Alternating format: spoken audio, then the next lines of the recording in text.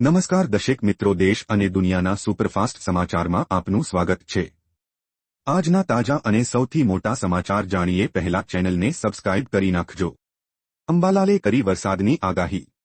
એક તરફ રાજ્યમાં કડકડતી ઠંડી જોવા મળી રહી છે, બીજી તરફ હવામાન શાસ્ત્રી અંબાલાલ પટેલે કમોસમી વરસાદની આગાહી કરી છે, જ્યારે આવતીકાલથી વાતાવરણમાં ફેરફાર થવાની શક્યતા છે, જેમાં ખાસ કરીને દક્ષિણ ગુજરાત, ઉત્તર ગુજરાત તેમજ સૌરાષ્ટ્ર કચ્છમાં કેટલાક વિસ્તારોમાં કમોસમી વરસાદ પડે તેવી શક્યતા છે, તેમજ અરબ સાગરમાં લો પ્રેશર સક્રિય થવાના કારણે સાયક્લોનની પણ શક્યતા છે।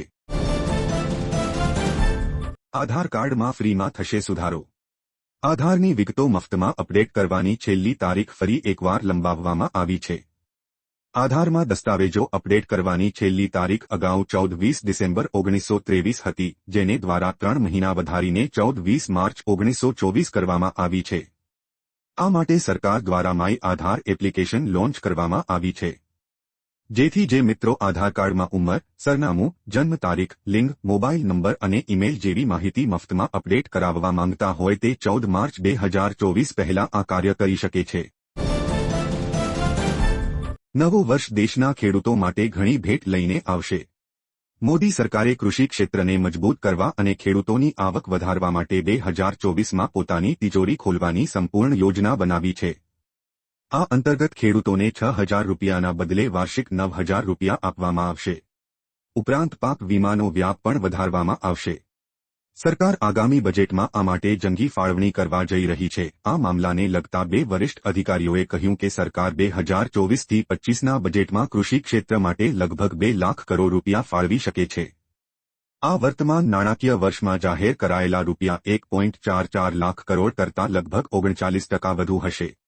આ ભંડોળની મદદથી તે માત્ર ખેડૂતોની આવક વધારવામાં મદદ કરશે નહીં, પરંતુ પાક વીમાનો વિસ્તાર વધારવામાં પણ મદદ કરશે। ઉત્તરાયણ પહેલા ખેડૂતોને ભેટ। મોદી સરકારે ખેડૂતોને મોટી ભેટ આપી છે।